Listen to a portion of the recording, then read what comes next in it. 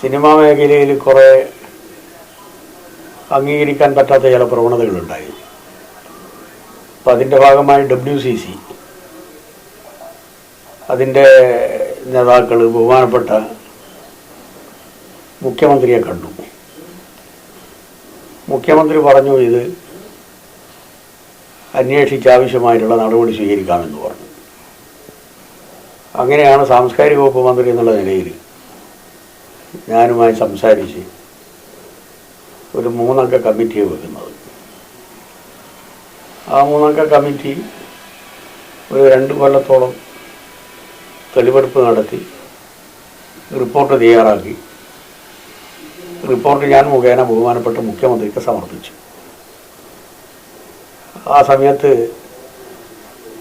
കോവിഡിൻ്റെ ആരംഭം കുറിച്ച ഒരു ഘട്ട. ആ സമയത്ത് ആ റിപ്പോർട്ട് പുറത്തു വിടുന്നത് സിനിമ വ്യവസായത്തെ സാരമായി ബാധിക്കും. അതുകൊണ്ട് ആ സമയത്ത് റിപ്പോർട്ട് പുറത്തു വിട്ടില്ല. ഉള്ളടക്കത്തെ സംബന്ധിച്ച് എനിക്കറിയില്ല. പക്ഷേ ഈ മെമ്പർമാരുമായി ഞാൻ സംസാരിച്ചിരുന്നു. അപ്പോൾ അവർക്ക് നൽകിയിട്ടുള്ള ടേംസ് ഓഫ് റെഫറൻസ് എന്ന് പറയുന്നത് സിനിമ മേഖലയിലെ പ്രതിസന്ധിയും പരിഹാര മാർഗങ്ങളും. അപ്പോൾ സ്വാഭാവികമായും നിർമ്മാണ രംഗം, വിതരണ രംഗം, ഡിസ്ട്രിബ്യൂഷൻ രംഗം,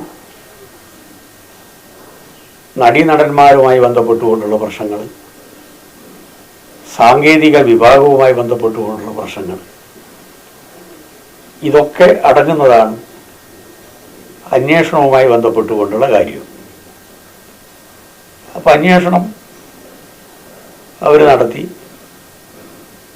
നല്ല രൂപത്തിലുള്ള ഫലപ്രദമായിട്ടുള്ള തെളിവെടുപ്പാണ് നടത്തിയത്. അതിൻ്റെ ഭാഗമായിട്ട് ശുപാർശ ഗവൺമെൻറ്റിന് നൽകുകയും ചെയ്തു. പിന്നീട് അതിൻ്റെ ഉള്ളടക്കത്തിലേക്ക് ഞാൻ കടന്നിട്ടില്ല. ഉള്ളടക്കം എന്താണെന്നുള്ളത് ഞാൻ ചോദിച്ച് മനസ്സിലാക്കിയിട്ടുമില്ല. കാരണം റിപ്പോർട്ട് പ്രസിദ്ധീകരിക്കുന്നതിനേക്കാളും മുമ്പേ നിങ്ങൾ സമർപ്പിക്കാൻ പോകുന്ന റിപ്പോർട്ടിൻ്റെ ഉള്ളടക്കം എന്താണ് എന്ന് ചോദിക്കുന്നത് ശരിയല്ലല്ലോ. പ്രധാനപ്പെട്ടത് ആ വ്യവസായത്തെ സംരക്ഷിക്കുക എന്നുള്ളതാണ്. അതിനാവശ്യമായിട്ടുള്ള നടപടികളാണ് കമ്മീഷൻ സ്വീകരിച്ചത്. സാംസ്കാരിക വകുപ്പ് എല്ലാ സഹായവും മുഖ്യമന്ത്രിയുടെ നിർദ്ദേശപ്രകാരം ചെയ്തു കൊടുത്തു. അവർക്ക് ആവശ്യമായിട്ടുള്ള ചെലവുകളും സാംസ്കാരിക വകുപ്പാണ് നിർവഹിച്ചത്. ഇത്രയേ അതിനെ സംബന്ധിച്ചിട്ട് പൊതുവിൽ പറയാനുള്ളൂ. അല്ല, ഇപ്പോൾ സ്റ്റേ ചെയ്തത് ആ റിപ്പോർട്ട് പുറത്തു വരുന്നതിന് സിനിമയിൽ ഒരു വലിയ വിഭാഗം ഭയപ്പെടുന്നു എന്നതിന്റെ സൂചന. അതിപ്പോ എന്താന്നുള്ള എനിക്കറിയില്ല. അത്ര ഭയപ്പെടേണ്ടതായിട്ട് അതിനകത്ത് എന്തെങ്കിലും ഉണ്ടെന്നുള്ളത് എനിക്ക് തോന്നുന്നില്ല. അത്ര ഭയപ്പെടേണ്ടതായിട്ട് അതിലെന്തെങ്കിലും ഉണ്ട് എന്ന് തോന്നുന്നില്ല. എനിക്ക് തോന്നിയിട്ടില്ല. സ്വകാര്യത ലംഘിക്കുന്ന പലതും ഉണ്ടാവുമെന്ന് പലരും ഭയക്കുന്നു എന്നുള്ളതാണോ? എനിക്ക് തോന്നുന്നില്ല.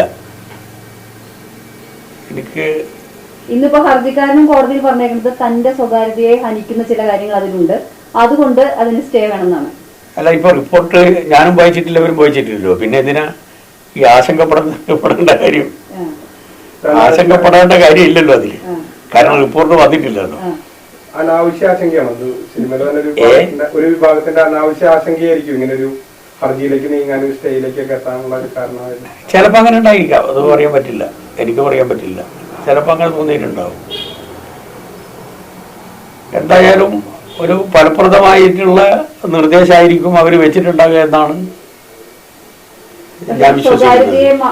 ലംഘിക്കുന്ന ചില കാര്യങ്ങൾ കൂടി ആ റിപ്പോർട്ടിലുണ്ട് എന്നുള്ളതാണല്ലോ അവർ പറയുന്നത്. എനിക്കങ്ങനെ തോന്നുന്നില്ല. ഞാൻ പറഞ്ഞത്, ഞാൻ റിപ്പോർട്ടിൽ അവരും ഈ പറയുന്ന ആൾക്കാർ വായിച്ചിട്ടില്ല, ഞാനും വായിച്ചിട്ടില്ല. അനാവശ്യമായിട്ടുള്ള ആശങ്കയായിരിക്കും എന്നാണ് എനിക്ക് തോന്നുന്നത്.